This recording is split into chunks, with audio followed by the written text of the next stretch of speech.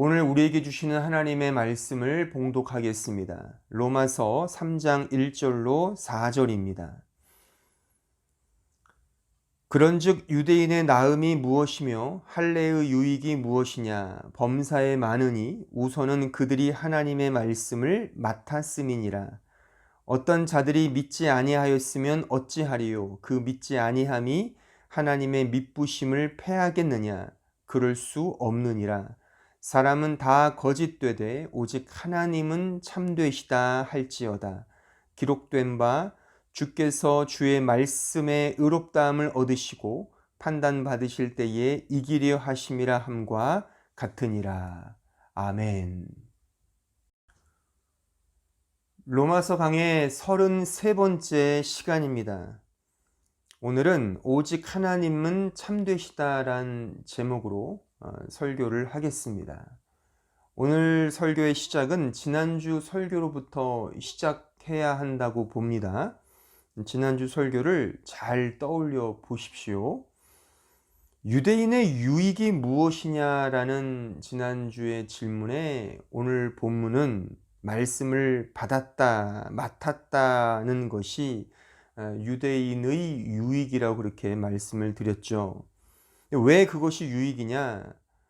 그러니까 말씀은 사람, 즉 아담, 우리 인간의 처음 자리, 즉 흙이요, 먼지요, 흙더미에 불과한 자임을 알게 하는 그런 유익이 있다 했습니다.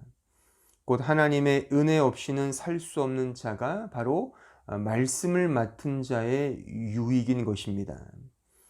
그런데 문제는 대부분의 유대인들은 이 처음 자리를 제대로 알지 못하고 오히려 그 말씀으로 자신을 치장하고 변장하여 자기 실현의 장치로, 그런 도구로 삼았다는 데 문제가 있습니다. 율법과 말씀, 구약에 주어진 모든 은혜의 수단들은 자신의 처음 자리를 확인하고 알고, 그래서 오직 하나님만을 의존하게 하는 은혜의 도구들입니다.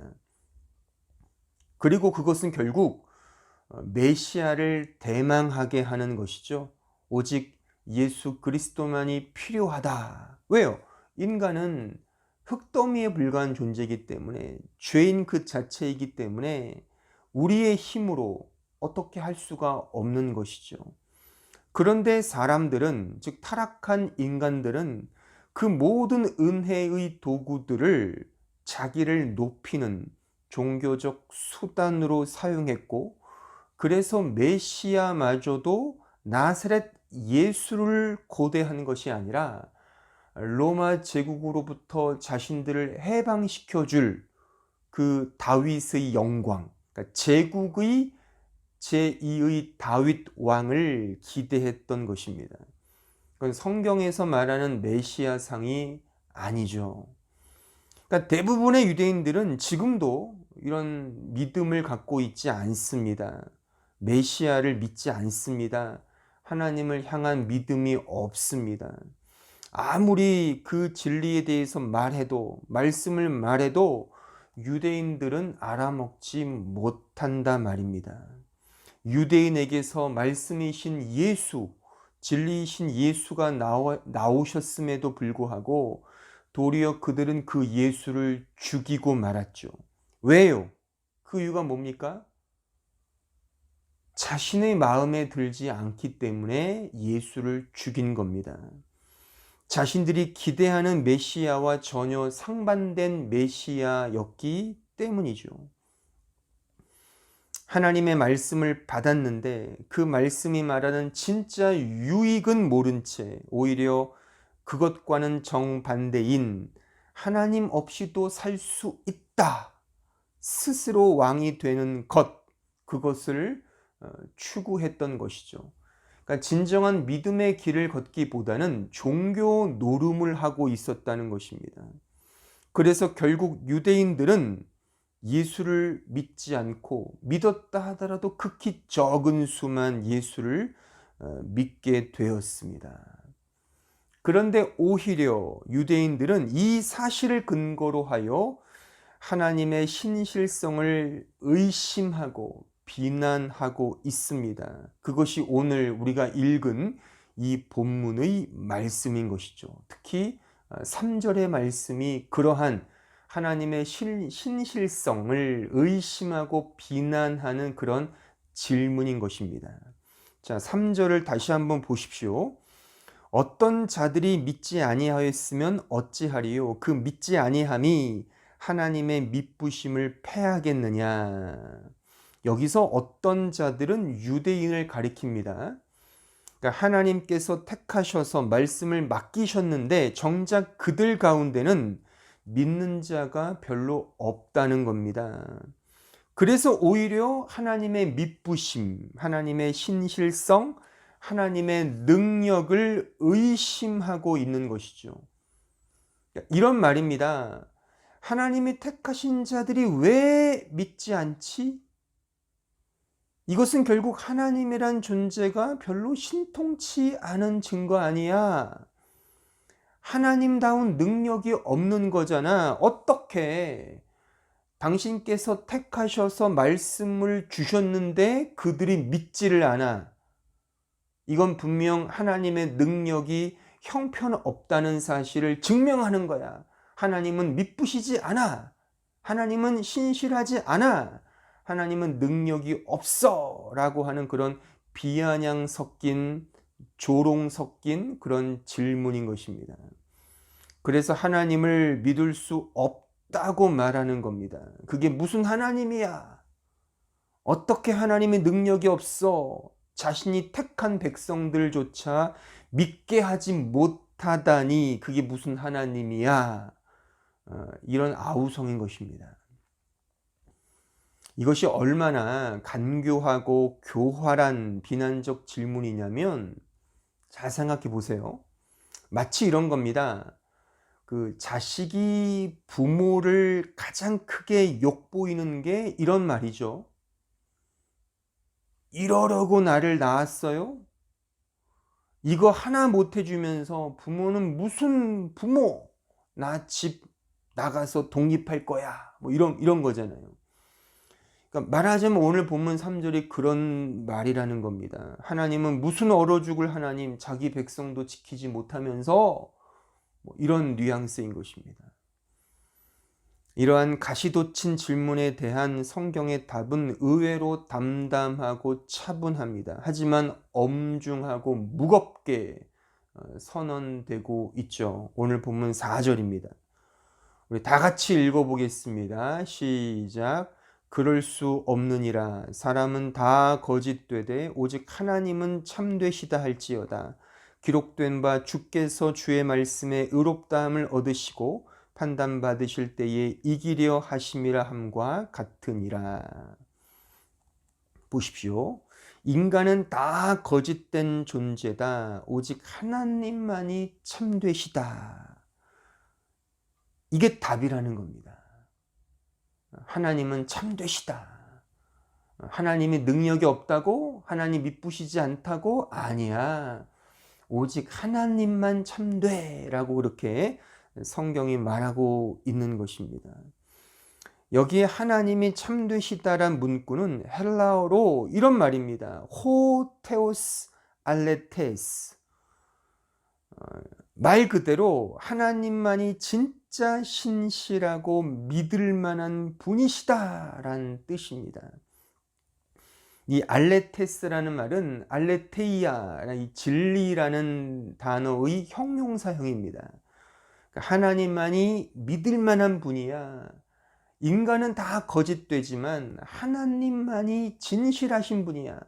하나님만이 참되신 분이야 라는 그런 선언인 것이죠. 다시 풀어서 설명하면 하나님이 모든 것을 행하심에 그 어느 것 하나 완벽하지 않거나 오류인 것은 없고 그래서 실패가 없는 분이시다 라는 뜻입니다. 그러니까 이 부분을 구원의 관점에서 생각해 보면 이렇게 되는 겁니다. 그러니까 구원의 본질적 이해는 인간이 믿어 구원을 얻는다거나 믿지 않아서 구원받지 못하는 그런 구도가 아니라는 겁니다.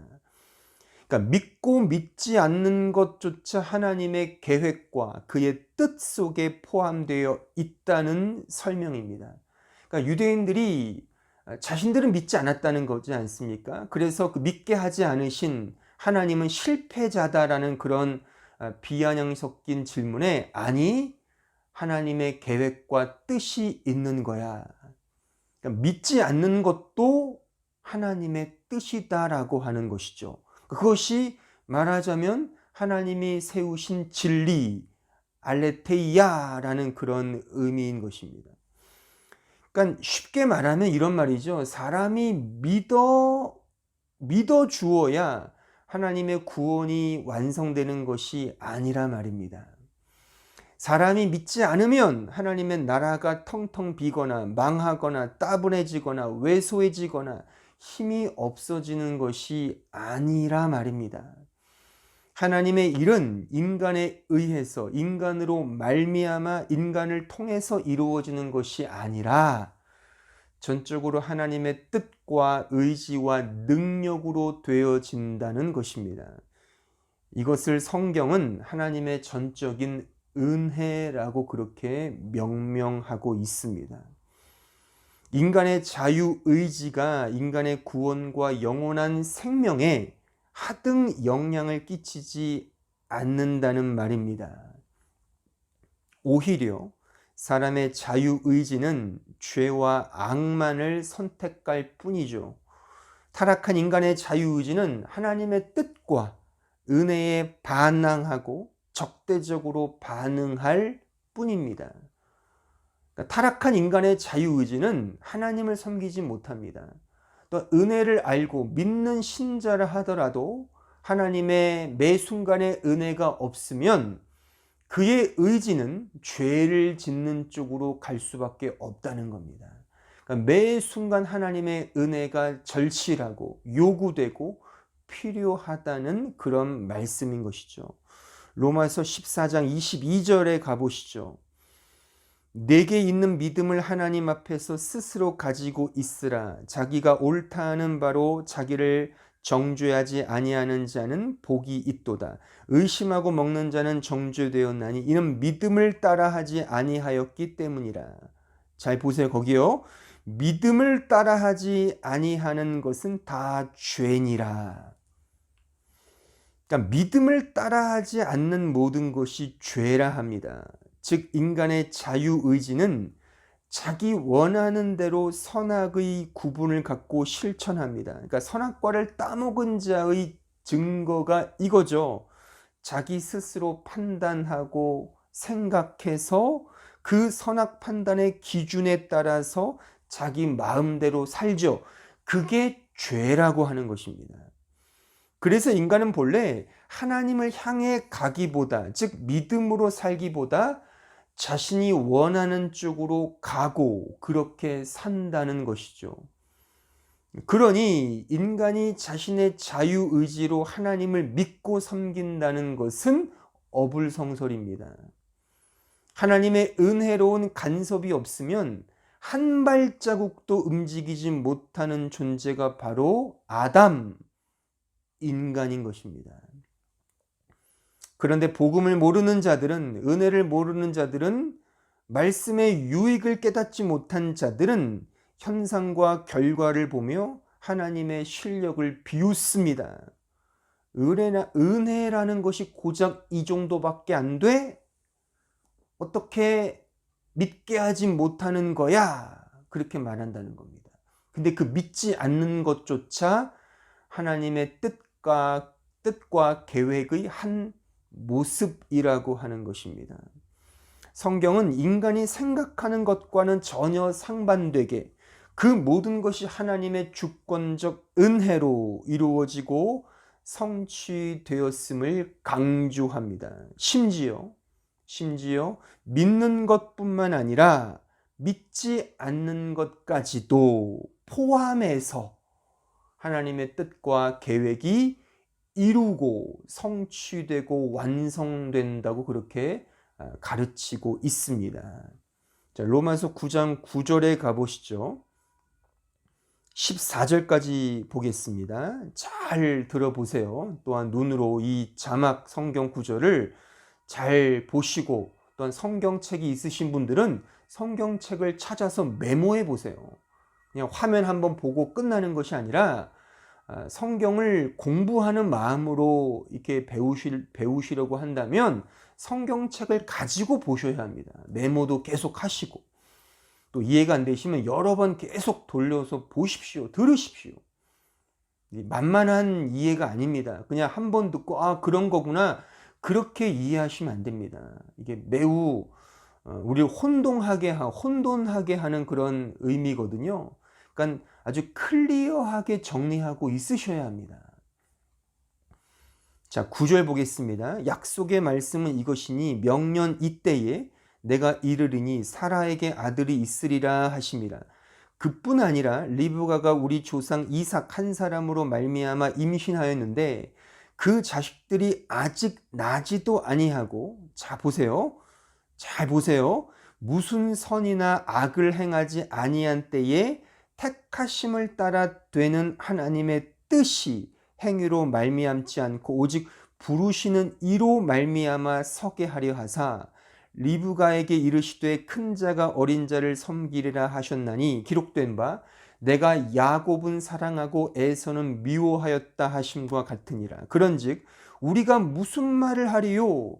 하나님께 불의가 있느냐? 그럴 수 없느니라. 자, 이해가 되십니까? 이해가 되시죠? 어려운 말은 아니니까 이 성경 구절이요. 근데 받아들이기가 쉽지 않죠. 그렇죠? 이런 거지 않습니까? 하나님은 왜 야곱은 사랑하시고 에서는 미워하셨습니까? 그 이유가 뭡니까? 하나님의 기쁘신 뜻이라는 겁니다. 그러니까 하나님 마음이라는 겁니다. 하나님의 주권적 선택이라는 겁니다. 그러니까 인간적으로 볼 때 에서는 좀 나쁘고 뭔가 있겠지. 에서는 뭔가 문제투성이었겠지. 야곱은 사랑할 만했지. 그런 근거가 있으니까 하나님이 야곱은 사랑하고 그를 선택해서 이 믿음의 백성, 믿음의 민족을 이루셨지, 에서는 버리셨지가 아니란 말입니다. 그 이유가 인간에게는, 에서와 야곱에게는 없다는 겁니다. 그러니까 하나님이 그렇게 그의 기쁘신 뜻대로 그렇게 선택하셨다는 겁니다. 오히려 창세기 말씀을 쭉 보면 의외로 야곱은 아주 야비하고 교활하고 인간적으로 재수가 없어요. 재수가 없어요. 의외로 에서가 매우 인간미가 있고 아주 남성답고, 그러니까 털이 많잖아요. 자고로 털 많은 사람들이 인간미가 넘치지 않습니까? 이건 순전히 제 사견이었음을 밝혀둡니다. 어쨌든 인간적인 측면에서 무엇이 나았기 때문에 하나님이 그를 선택한 것이 아니라 그냥 하나님의 기쁘신 뜻이라는 겁니다. 이유를 몰라요. 그냥 하나님 마음, 그게 끝이라는 겁니다. 자 보세요. 하나님께서 가인의 제사를 받지 아니하시고 그의 동생 아벨의 제사를 받으셨습니다. 그 이유가 뭡니까? 왜 그렇습니까? 그러니까 성경에 보면 그 단서와 이유가 등장해요. 그것도 신약 성경, 그러니까 창세기 4장에 그 사건이 나오는데 거기에는 언급이 없고 히브리서, 신약 성경 히브리서 11장에 그 이유를 이렇게 설명하죠. 뭐라고요? 믿음으로 아벨은 드렸다 이겁니다. 정작 창세기 4장에는 이런 말이 언급조차 되어 있지 않습니다. 다시 말해서 하나님께서 아벨의 제사를 받으신 것은 그냥 하나님의 기쁘신 뜻인 겁니다. 다만 그것을 성경은 믿음이다라고 인정해 준 것뿐이라는 것입니다. 또한 제가 언젠가 히브리서 11장을 설명하면서 거기에 등장하는 믿음으로라는 그 단어가 뭘 의미한다 그랬습니까? 이것이 각각에 등장하는 그 사람, 그 인물들의 믿음이 아니라 바로 하나님의 믿음이라고 제가 설명을 드렸습니다. 그러니까 하나님의 믿음, 하나님께서 아벨을 믿어주시고 믿음으로 그를 이끄시고 인도하셨다는 겁니다. 그러니까 하나님의 기쁘신 뜻이죠. 가인의 제사가 나쁘거나 아벨의 제사가 좋거나 그런 인간에게 어떤 이유와 어떤 근거가 있는 것이 아니라 하나님의 전적인 주권으로 그렇게 선택하고 그렇게 버리셨다는 겁니다. 그럼 틀림없이 이런 질문이 여러분 마음속에 들 겁니다. 아, 너무 가인이 불쌍해. 하나님은 너무 인정이 없으신 거 아니야? 라고 그렇게 아마 반문을 할 겁니다. 바로 그런 반문, 그런 질문이 오늘 로마서 3장 3절에 그런 질문이라고 하는 것입니다. 그런데 그럼에도 불구하고 오직 하나님은 참되시다가 맞다는 겁니다. 지금 성경이 그것을 우리에게 가르쳐 주고 있다는 것이죠. 더 분명한, 더 난감한 말씀을 읽어볼까요? 자, 로마서 9장 15절을 보시죠. 모세에게 이르시되 내가 긍휼히 여길 자를 긍휼히 여기고 불쌍히 여길 자를 불쌍히 여기리라 하셨으니 그런즉 원하는 자로 말미암음도 아니요 다른 박질하는 자로 말미암음도 아니요 오직 긍휼히 여기시는 하나님으로 말미암음이라. 성경이 바로에게 이르시되 내가 이 일을 위하여 너를 세웠으니 곧 너로 말미암아 내 능력을 보이고 내 이름이 온 땅에 전파되게 하려 함이라 하셨으니 그런즉 거기 줄을 치세요. 하나님께서 하고자 하시는 자를 긍휼히 여기시고 하고자 하시는 자를 완악하게 하시느니라. 하나님이 그렇게 하셨다는 겁니다. 이 구절이 인본주의 신학자들에게 항상 질타를 받는 대표적 구절 중에 하나입니다. 어떻게 이런 하나님이 사랑의 하나님일 수 있어? 그렇게 막 질타를 하는 거죠. 그래서 이 질문을 받는 개혁주의 신학자들은 몸둘 바를 몰라 합니다. 제가 신학교 다닐 때 그 교수님들이 이 구절을 너무 막 좋게 포장하려고 전전긍긍하는 것을 저는 많이 보았습니다. 그때 저는 생각했습니다. 아니 왜 아버지를 아버지라 부르지 못하고 이렇게 빙빙 돌려가면서 말하는가? 그러니까 말씀이 이렇게 말하면 그냥 이렇게 말하면 되는 거잖아요. 근데 이런 하나님이 어떻게 사랑일 수 있어? 어떻게 누구는 사랑하고 누구는 버릴 수 있어? 이건 하나님이 아니야. 사실 그렇잖아요. 너무 옹졸하고 고집불통이고 어떻게 보면 되게 무섭고 뭐 독재자 같은 하나님이 그려지잖아요. 그러니까 이런 하나님을 말하는 게 꺼려대니까 말을 못한다 말입니다. 하지만 저는 분명히 말합니다. 잘 들으십시오. 하나님께서 당신의 기쁘신 뜻대로 누구는 선택하고 누구는 버리셨습니다. 누구는 믿게 하셔서 믿게 하셨고 누구는 믿지 못하게 막으셨고 감추셨고 그래서 그 죄 가운데 저주를 받게 하신 겁니다. 심지어 그 일이 언제 일어났다고 성경은 말씀하고 있습니까? 에베소서 1장에 의하면 창세 전에 이미 하나님의 묵시 속 역사 속에서 작정되고 계시되었다고 그렇게 분명히 가르치고 있습니다. 하나님이 너무하신다고 생각이 듭니까? 하나님은 정말 냉정한 군주 같아 불의하고 불공평해 라는 생각이 드십니까? 그 생각이 인본주의적 생각이라고 하는 것입니다. 물론 우리는 온전히 다 이해할 수 없습니다. 아니, 작은 것조차 이해할 수 없을지도 모릅니다.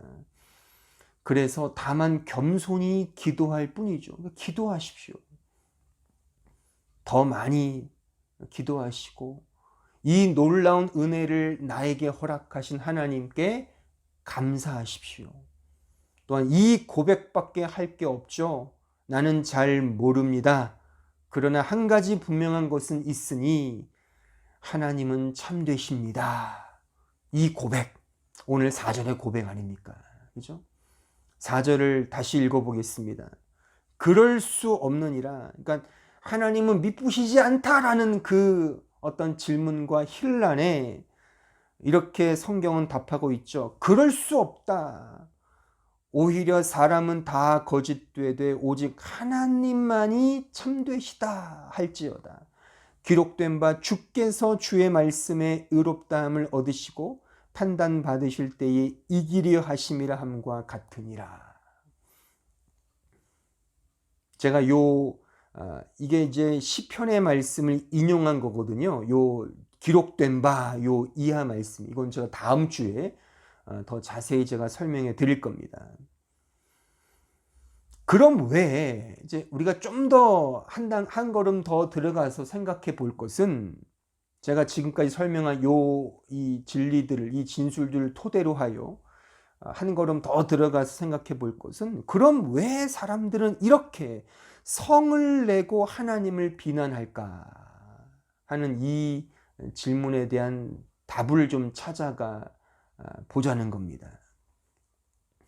왜 사람들은 하나님께 화를 낼까요? 하나님 미쁘시지 않아. 하나님은 믿을 만한 존재가 아니야. 하나님 능력이 없어. 라는 이런 혼란, 이런 비난, 이런 비판. 왜 사람들은 이런 비판을 하나님께 가할까? 그 이유는 내 마음에 하나님이 들지 않기 때문입니다. 그래서 화를 내는 겁니다. 그러니까 내가 원하는 답을 하나님이 주지 않기 때문에 원망하고 불평하는 겁니다. 내가 생각하는 하나님이 있어요. 근데 내가 생각하는 하나님이 아닐 때 인간은 하나님을 저주하고 신성모독적 질문을 퍼붓는 겁니다. 오늘 읽은 이 1절로 8절의 말씀이 그겁니다. 우리가 지금 살피고 있는 이 구절들이 다 하나님을 비난하는 겁니다. 하나님을 비판하는 겁니다. 옹졸하다, 하나님 능력이 없다라고 하나님을 거부하는 거죠. 왜요? 내가 생각하는 하나님과 맞지 않기 때문에. 내가 원하는 하나님의 이미지가 있어요. 근데 그 이미지와 맞지 않기 때문에 하나님을 원망하고 불평하는 겁니다. 그러니까 아무리 성경을 읽고 배워도 결국 자기 자신이 생각하는 어떤 이성적, 논리적, 세상적 이해관계에 하나님이 맞지 않으면 그 하나님마저도 판단하고 불평하며 원망하고, 그래서 바꾸어 버리는 거죠. 그것이 바로 인간의 패역함이다라고 저는 단언하고 싶은 것입니다. 자, 누가복음 15장으로 가보시죠. 우리 25절 말씀 32절까지 제가 읽어보겠습니다. 한번 잘 들어보세요. 마다들은 밭에 있다가 돌아와 집에 가까이 왔을 때에 풍악과 춤추는 소리를 듣고 한 종을 불러 이 무슨 일인가 물은데 대답하되 당신의 동생이 돌아왔음에 당신의 아버지가 건강한 그를 다시 맞아들이게 됨으로 인하여 살진 송아지를 잡았나이다 하니, 그가 노하여 들어가고자 하지 아니하거늘 아버지가 나와서 권한대 아버지께 대답하여 이르되 내가 여러 해 아버지를 섬겨 명을 어김이 없거늘 내게는 염소 새끼라도 주어 나와 내 벗으로 즐기게 하신 일이 없더니 아버지의 살림을 창녀들과 함께 삼켜버린 이 아들이 돌아오매 이를 위하여 살진 송아지를 잡으셨나이다. 아버지가 이르되 얘야 너는 항상 나와 함께 있으니 내 것이 다 내 것이로되 이 내 동생은 죽었다가 살아났으며 내가 잃었다가 얻었기로 우리가 즐거워하고 기뻐하는 것이 마땅하다 하니라. 지금 이 말씀이 어떤 스토리에 나오는 이야기인 줄 아시죠? 짐작하시죠? 바로 탕자의 이야기인 것입니다. 그러니까 집 나간 둘째 아들이 돌아왔을 때 아버지는 그를 껴안고 입 맞추고 손에 반지를 끼우고 송아지를 잡고 잔치를 배설합니다. 그때 맏아들, 큰아들이 불평하는 겁니다. 여기 28절을 다시 보면 그 큰아들이 이렇게 반응을 보이는 겁니다. 그가 노하여 들어가고자 하지 않는다는 겁니다. 노하여, 이 단어가 헬라어로 보면 오르기조입니다. 오르기조. 이것을 직역하여 이 의미를 풀으면 화가 머리 끝까지 났다란 뜻입니다. 그럼 왜 형이 이렇게 화가 났습니까? 왜 이런 오르기죠, 이런 막 머리 끝까지 화가 난 이유가 뭡니까? 아니, 사랑하는 가족, 동생이 돌아왔는데도 불구하고 왜 화가 납니까? 그 이유는 우리가 지금 읽어서 확인했듯이 아버지가 마음에 들지 않은 겁니다. 아버지의 태도, 아버지의 반응, 아버지의 그런 행동이 마음에 안 든 겁니다. 이해가 되십니까? 자, 마태복음 16장에 가보시죠. 21절로 24절도 한번 보세요. 이때로부터 예수 그리스도께서 자기가 예루살렘에 올라가 장로들과 대제사장들과 서기관들에게 많은 고난을 받고 죽임을 당하고 제3일에 살아나야 할 것을 제자들에게 비로소 나타내시니, 보세요. 베드로가 예수를 붙들고 항변하여 이르되 주여 그리 마옵소서, 이 일이 결코 주께 미치지 아니하리이다. 예수께서 돌이키시며 베드로에게 이르시되 사탄아 내 뒤로 물러가라, 너는 나를 넘어지게 하는 자로다. 내가 하나님의 일을 생각하지 아니하고 도리어 사람의 일을 생각하는도다 하시고, 이 예수께서 제자들에게 이르시되 누구든지 나를 따라오려거든 자기를 부인하고 자기 십자가를 지고 나를 따를 것이니라. 여기 22절에 보시면 베드로가 예수께 이렇게 말하죠. 항변하여, 항변하여. 이 단어는 에피티마오입니다. 에피티마오. 이것은요, 뜻이 이런 겁니다. 엄하게 질책하다. 아주 엄하게, 아주 그냥 화가 머리 끝까지 난 거죠. 왜 이렇게 엄하게 스승이신 예수님께 대들고 질책하고 비난합니까? 그 이유는 베드로가 생각하는 예수의 이미지가 아니었기 때문입니다. 그러니까 예수가 자신은 죽으러 간다, 십자가에 죽을 것이다 라고 하니까, 아니 죽는다고? 나는 어쩌라고? 주님을 이렇게 따라다닌 나는 어쩌라고? 배도 버리고 가족도 버리고 당신을 쫓았는데 죽는다니 말이 됩니까? 지금의 이 상황을 회복시켜 주셔야지. 잘 살게 해 주셔야지. 건강하게 해 주셔야지. 이 세상에서 떵떵거리며 살도록 해 주셔야지. 그냥 죽는다고요? 그럴 수 없어요! 라고 막 화를 내며 스승이신 예수님을 도리어 비난하고 가르치고 있는 겁니다. 에피티마오, 가르치고 있는 거죠. 도리어.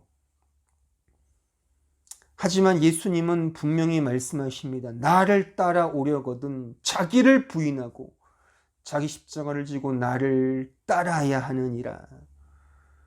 그러니까 제자들은 이 말에도 엄하게 지금 책망하고 있는 겁니다. 예수님을 책망하고 있는 겁니다. 결국 제자들은 지금 이때까지도 주님이 왜 오셨고 무엇 때문에 십자가를 지셔야 하고 그를 따르는, 예수를 따르는 제자가 된다는 것, 신자가 된다는 것이 뭔지를 몰랐던 것입니다. 예수를 믿어서 한 자리 차지하고 싶은 그런 인간의 야욕, 욕망, 욕심 때문에 주님을 따랐던 것입니다. 그래서 화를 내고 불평하고 불만을 토해내는 것입니다. 그럼 이제 한번 우리 편에서 솔직하게 한번 생각해 보자고요. 잘 생각해 보십시오, 여러분들. 여러분들은 어느 때 신앙생활과 교회 생활을 열심을 다해 잘 하십니까? 제 생각이 맞다면 거의 이것이 답일 겁니다. 내 생각대로 신앙생활이 잘 풀릴 때, 그때 열심을 다해 교회 생활, 소위 믿음 생활을 잘합니다. 교회가 나 자신을 잘 알아주고 대접할 때 열심을 냅니다.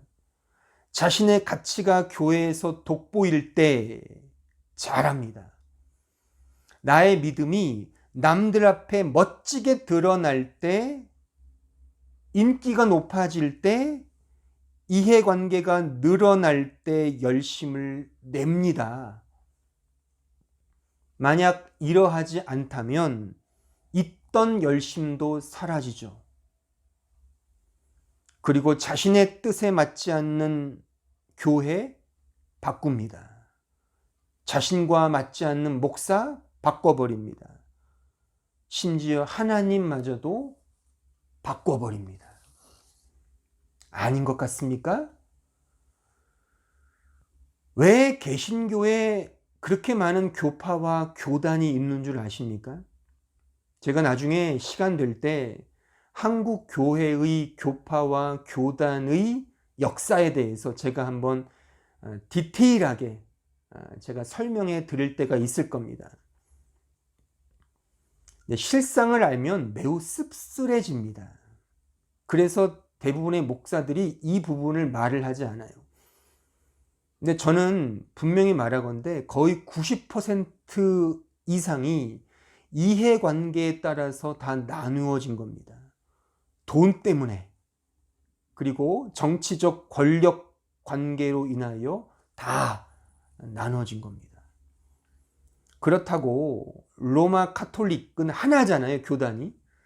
그러니까 그들이 좋아서 그렇게 하나로 뭉친 것이 아닙니다. 거기는 워낙에 자산이 풍부해요. 그러니까 그 자산을 놓고 나가기가 꺼림직한 겁니다.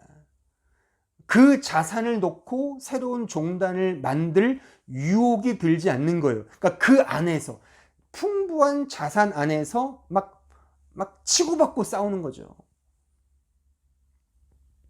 결국 자신들이 원하는 그런 정치적 역학관계, 돈과 권력의 이해관계 때문에 다 이합집산하는 것이죠. 그런 나눔을 밥 먹듯이 하는 겁니다. 그럼 우리는 어떻습니까? 우리는 어떻습니까? 여러분들은 어떻습니까?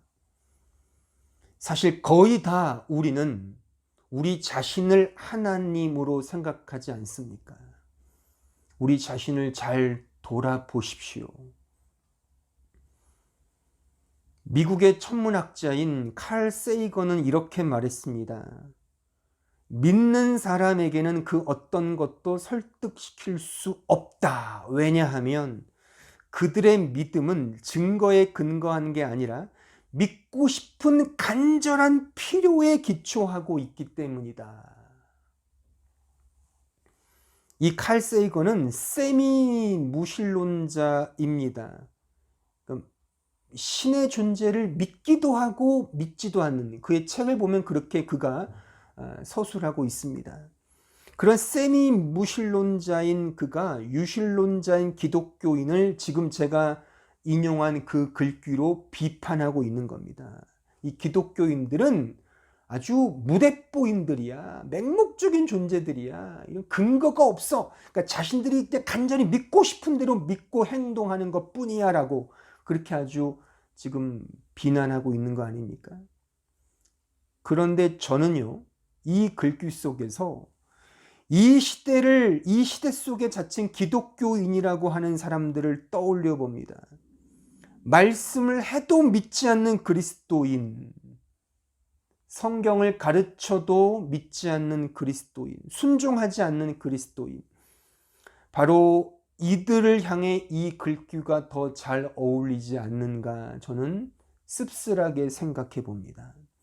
왜냐하면 자신이 믿고 싶은 자신만의 생각이 이미 그의 마음속에 간직되어 있기 때문입니다. 믿음의 근거가 말씀이 아니에요. 자신의 경험이고 진리가 아닙니다. 자신이 필요로 하는 욕망입니다. 그래서는 이 칼 세이건의 이 글귀가 무신론자가 유신론자를 비난하는 것으로 쓰이기보다 기독교 내에 이런 사람들, 아무리 말해도 듣지 않는 사람들을 향하여 그들의 민낯을 고발하는 그런 글귀라고 저는 더 많이 생각합니다. 우리 자신에게 잘 적용해 보아야 할 글귀인 것이죠. 따라서 오늘 본문을 통해 우리가 깊이, 정말 깊이 기억하고 우리 자신을 돌아보아야 할 것은 나에게 반대를 말씀하시고 반대로 인도하시는 하나님을 나는 어떻게 여길 것인가? 딱 이 질문입니다. 성공을 원하는 나에게 늘 실패만을 주시는 하나님을 어떻게 여기실 겁니까?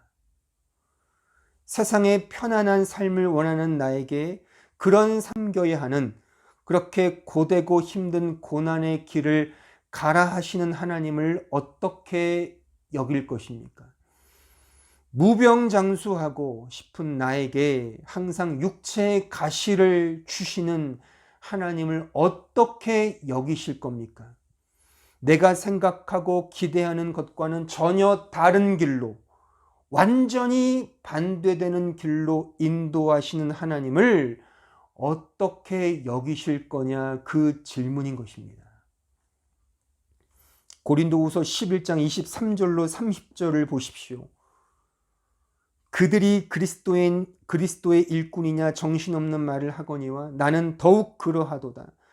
내가 수고를 넘치도록 하고 옥에 갇히기도 더 많이 하고 매도 수없이 맞고 여러 번 죽을 뻔하였으니 유대인들에게 40에서 하나 감한매를 5번 맞았으며 3번 태장으로 맞고 1번 돌로 맞고 3번 파선하고 일주일을 깊은 바다에서 지냈으며 여러 번 여행하면서 강의 위험과 강도의 위험과 동족의 위험과 이방인의 위험과 시내의 위험과 광야의 위험과 바다의 위험과 거짓 형제 중에 위험을 당하고 또 수고하고 애쓰고 여러 번 자지 못하고 줄이며 목마르고 여러 번 굶고 춥고 헐벗었노라.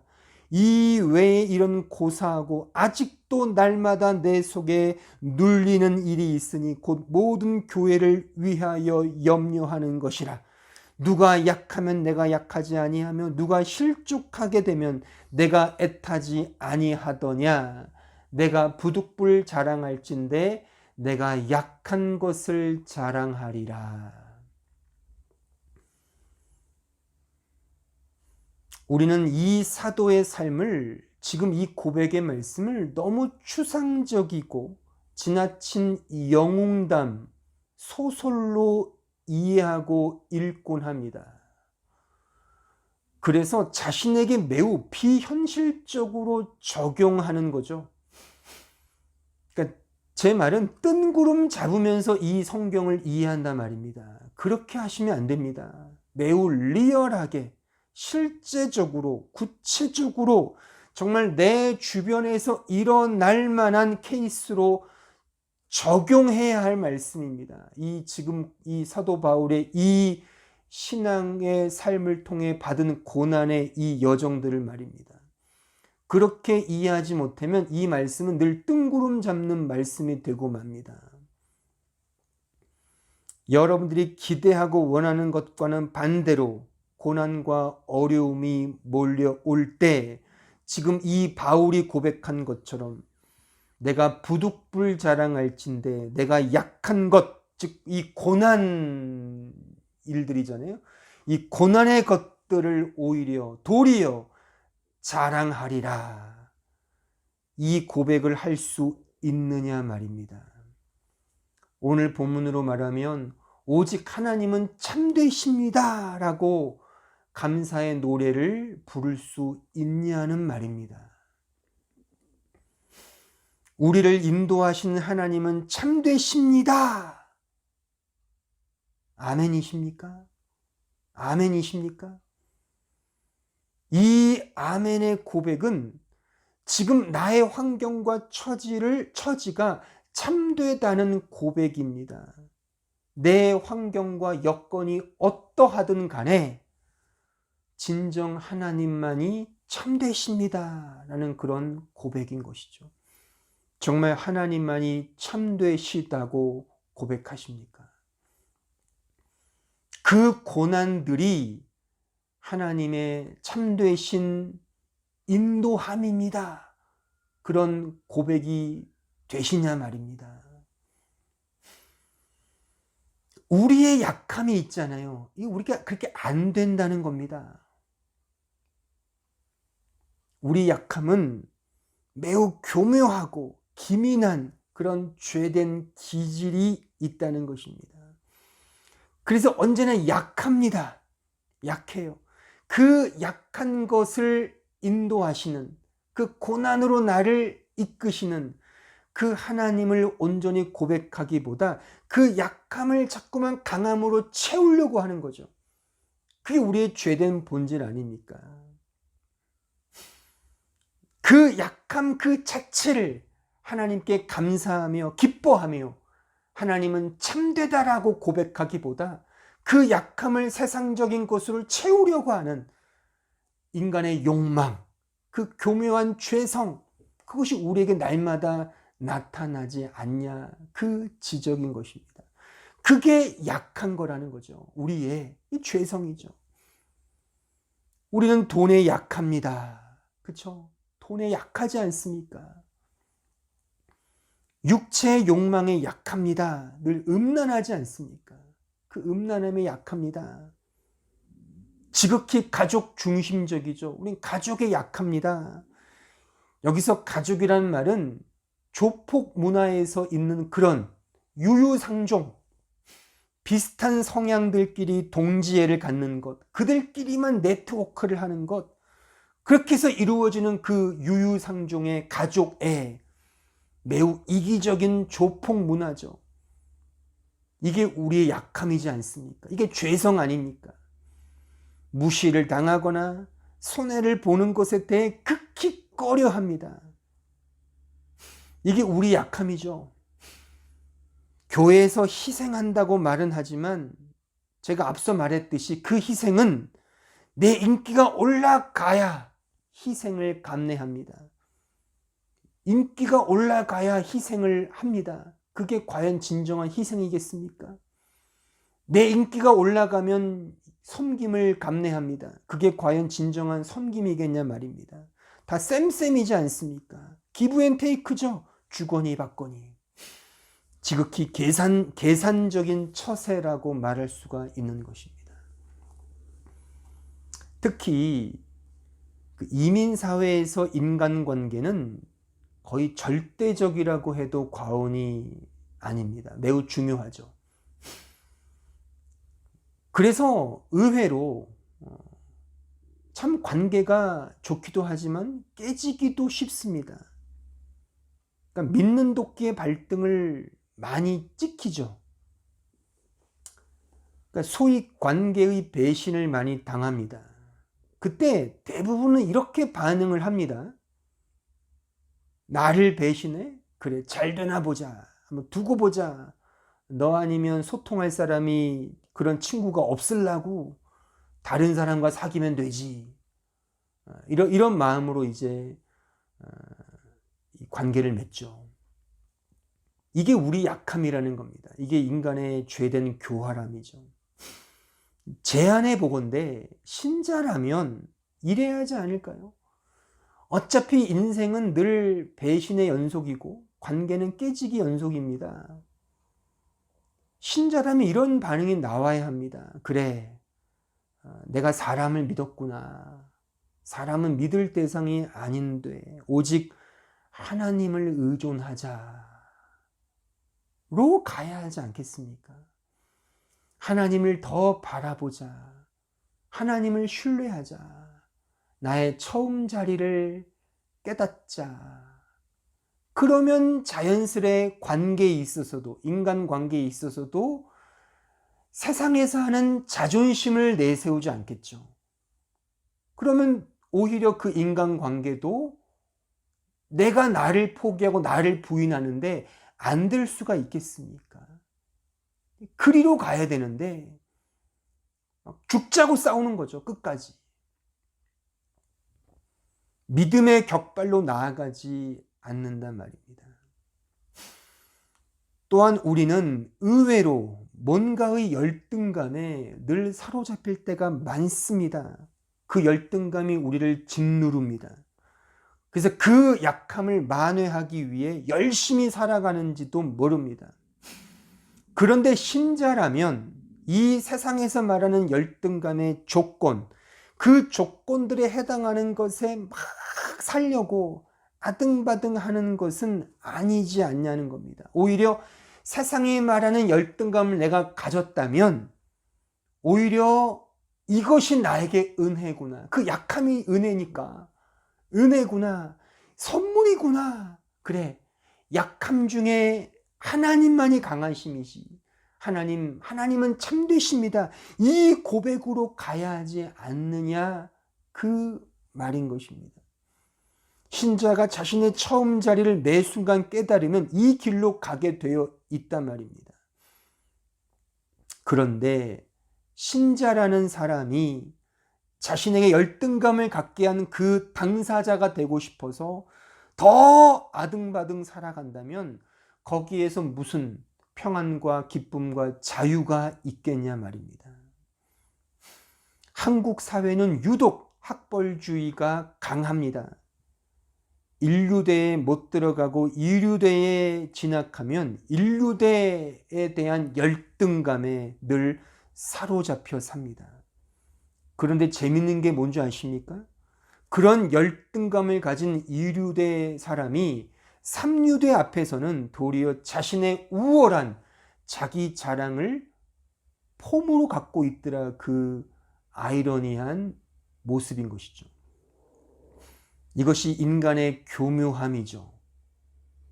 약함인 것입니다. 이런 욕망과 자기 사랑의 욕심에서 벗어나지 못하면 신자의 삶은 그 자체가 지옥일 것입니다. 그렇잖아요. 언제나 그 열등감 속에 사로잡히면 자기보다 우월한 사람 앞에서는 언제나 깨갱깽하고 열등감이 있으니까. 그럼 자기보다 못난 사람, 자기보다 못 가진 사람 앞에서는 막 우쭐대고 폼 잡고. 이게 과연 신자일까? 오늘날의 교회에 그런 사람이 너무나 많지 않습니까? 유유상종에 대해서 좀 더 부연하고 싶습니다. 저는 종종 백분 토론을 봅니다. 그런데 지금까지 제가 본 백분 토론 중에서 하나의 의견으로 도출되고 함께 협력하자고 마친 토론회를 본 적이 없습니다. 한번 있으면 말해주세요. 정말 제가 찾지 못할 수도 있잖아요. 근데 제 기억에 그런 걸 제가 본 적이 없습니다. 사람들은 본래 나와 다른 사람의 말을 들으려 하지 않습니다. 그러니까 내가 이미 어떤 생각과 주장을 갖고 있으면 다른 사람들의 말을 들으려고 하지 않습니다. 듣는 이유는 딱 하나입니다. 반박하기 위한 구실을 찾기 위해. 이렇게 말하네? 그럼 그 말꼬리를 잡아서 공격을 하는 거죠. 그러기 위해 경청하지, 동의하기 위해 그 사람의 말에 정말 어떤 들을 만한 게 있는가를 내가 설득당하기 위해 듣지 않습니다. 물론 그럴 수도 있겠죠. 그렇지만 내가 이미 어떤 주장을 갖고 있다면 자존심을 구기고 싶지 않기 때문에 그렇게 들으려고 하지 않습니다. 물론 이럴 수는 있죠. 이해관계가 서로 맞으면 정치적 동맹관계를 맺게 될 수 있는 거죠. 이해가 맞으면 나에게도 이익이 되면 같이 협력하는, 그것이 이 세상에서의 협력, 합력, 소통, 그런 것이라고 보면 정확하죠. 그 전까지는 죽어라고 싸우고 헐뜯습니다. 이런 말이 있죠. 영원한 동지도 영원한 적도 없다. 공동의 적이 있을 때 동지에는 강해진다란 말도 있습니다.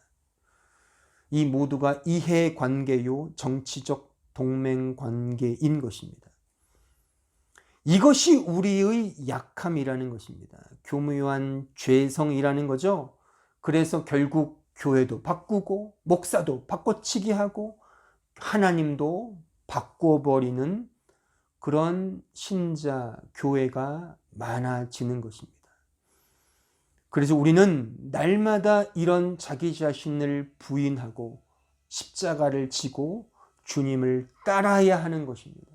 하나님의 은혜를 구해야 하는 것입니다. 하나님은 내가 생각하고 원하는 방향과는 정반대로 말씀하시고 인도하십니다. 이 진리를 꼭 기억하십시오. 다시 말씀드립니다. 하나님은 우리가 원하는 것에 반대로 말씀하시고 내가 기대하고 고대하는 것에 반대로 우리를 인도하십니다. 그때 어떤 반응을 보이시겠습니까? 그럼에도 오직 하나님은 참되십니다를 고백할 수 있냐는 이 질문이 오늘 설교가 우리에게 던지는 영적 화두인 것입니다. 빌립보서 4장 12절 13절을 보십시오. 나는 비천에 처할 줄도 알고 풍부에 처할 줄도 알아. 모든 일 곧 배부름과 배고픔과 풍부와 궁핍에도 처할 줄 아는 일체의 비결을 배우노라. 내게 능력 주시는 자 안에서 내가 모든 것을 할 수 있느니라. 사도는 고백합니다. 어떠한 상황에서도 일체의 비결을 배웠노라고. 그 일체의 비결이 뭐라고 말씀하고 있습니까? 내게 능력 주시는 자 안에서, 즉 예수 안에 있는 것, 그것이 유일한 일체의 비결이라고 말합니다. 우리의 고백이 되어야 할 분명한 진리인 것입니다. 저는 지금 제 설교의 이 부분이 여러분들에게 결코 공허해지지 않기를 저는 기도하는 마음으로 지금 전하고 있습니다. 정말 여러분들 생각과 이성적 판단에 하나님의 뜻을 맞추려고 하지 마시고 하나님의 말씀에 여러분들의 생각과 뜻을 맞추셔야 합니다. 여러분들의 행동에 하나님의 말씀을 합리화시키지 말고 하나님의 말씀에 여러분들의 행동을 맞추셔야 한다는 겁니다. 아시겠습니까? 이 부분을 꼭 기억하십시오. 이미 정해놓은 결론에, 이미 정해놓은 여러분들의 생각에 하나님의 말씀을 이렇게 끼워 맞추지 마시고 정직하게 하나님 말씀을 읽으시고 배우시고 공부하셔서 내가 갖고 있는 생각을 바꾸셔야 한단 말입니다.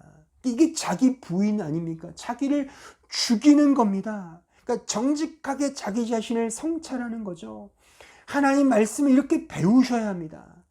내가 이미 생각하고 있는 것에 하나님의 뜻을 자꾸만 맞추려고 하지 마시고 정직하게 하나님의 뜻을 배우시고 그 하나님의 뜻에 여러분들의 뜻을 죽이시는 그 훈련을 해 나가는 것이 신앙 생활인 것입니다. 제 설교를 듣는 성도들이 종종 이런 말을 합니다. 목사님 설교는 좀 어렵습니다. 좀 강의 같습니다. 또는 이런 말도 하더라고요. 제가 최근에 들었는데 조미료가 첨가되지 않은 어떤 유기농 생식, 섭생이라고 그렇게 말을 하더라고요. 그러니까 맛은 없지만 건강해지는 음식과 같다, 이런 것 같아요. 물론 맛도 있고 재미도 있고 좋다는 분도 많습니다. 다 각각의 생각이니까요. 근데 저는 이 자리를 빌어서 좀 분명히 말씀을 드리겠는데, 여러분들을 말씀으로 섬기는 담임 목사로서 하나님 앞에 다짐하며 제가 말하건대, 저는 여러분들을 인간적으로 들었다 놨다 그런 가르침을 저는 하지 않으려고 매 순간 하나님 앞에 다짐합니다. 즉 여러분들이 주는 인기, 여러분들이 주는 인기라는 유혹에 빠지지 않고자 늘 스스로 다짐합니다. 그래서 그보단 더 오히려 닥달하고 괴롭게 해드리는, 그래서 여러분들의 고백 속에 너무하십니다, 그런 아우성을 듣고자 늘 마음 먹습니다. 마치 훈련병이 교관 앞에서 처절한 몸부림을 하는 것처럼 말이죠. 물론 감정적이거나 일부러 여러분들이 듣기 싫은 소리만을 골라서 한다는 말은 아닙니다. 제가 말하고 싶은 요지는 하나님의 말씀을 말씀대로 여러분들에게 정직하게 직면하게 해드리고 싶은 겁니다. 말씀을 말씀대로 전해서 여러분들이 정직하게 그 말씀 앞에 서도록 직면케 해드리고 싶은 그런 마음이 있다는 것입니다. 왜냐하면 진정 그 말씀 안에서만 참된 자유함과 기쁨과 그 위로를 누릴 수 있기 때문입니다. 저는 그래서 여러분들과 인간적으로 친해지고 싶은 마음보다 주님의 말씀을 말씀대로 소개시키고 설명해 주어서 여러분들이 주님과 더 친해지고 주님과 더 깊은 관계가 되기를 저는 원할 뿐입니다. 제 마음을 아시겠습니까? 좀 거창하게 말하면 세례 요한의 심정과 행보처럼 말이죠.